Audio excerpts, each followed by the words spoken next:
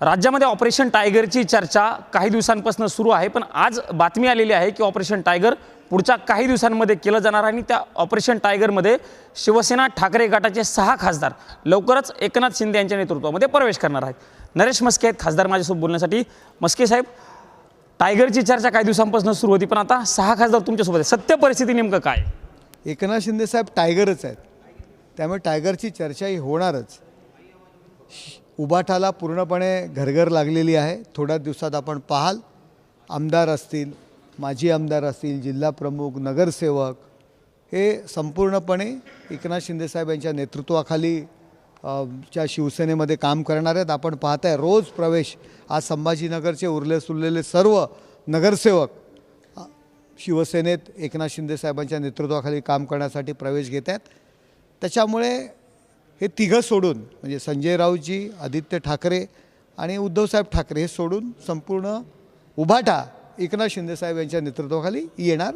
आगे आगे देखो होता है क्या. खासदार 6 खासदार आणि तारीख कधी असणार आहे? कारण 8 दिवसाची चर्चा. आगे आगे देखो होता है क्या. संजय राऊतांनी सकाळी टीका केली आहे की असं टायगर वगैरे काही होणार नाही. एकनाथ शिंदेंचा पक्ष म्हणजे भारतीय जनता पार्टीच्या पोटातील अपेंडिक्स आहे. अपेंडिक्स पोटात असतो. जन्मतः प्रत्येकाच्या शरीरामधील तो अवयव आहे. त्रास झाला तर काढून टाकला जातो, पण त्रास काय होत नाही आहे भारतीय जनता पार्टीला आमचा. परंतु यांची अवस्था काँग्रेसच्या शरीरात झालेलं मूळव्याधाप्रमाणे त्यांची अवस्था झालेली आहे. यांचं दुखतं, पण त्यांना ते पाहता येत नाही. औषध लावायचं असतं, औषधी लावता येत नाही. अशी अवस्था उभाटाची मूळव्याधाप्रमाणे झालेली आहे काँग्रेसच्या शरीरातील. संजय राऊत यांची अवस्था बांडगुळाप्रमाणे झालेली आहे. एका झाडावर वाढणारी ती वेल असते, काही कामाची नसते. आज राहुल गांधी प्रेस कॉन्फरन्स घेणार आहेत. ही माहिती माध्यमांना संजय राऊत देत आहेत. एक राज्यसभेचा MP, एक पक्षाचा नेता शिपायाची काम करतोय, मेसेंजरचं काम करतोय. एवढी वाईट अवस्था संजय राऊत यांच्यामुळे उभाटाची झालेली आहे.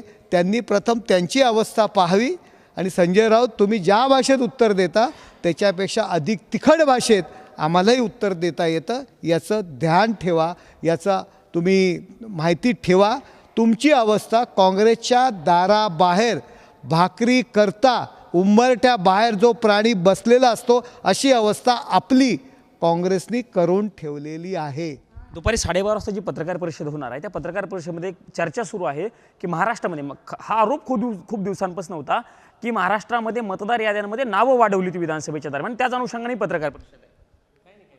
कसं आहे, गिरे तो भी तंगडी ऊपर.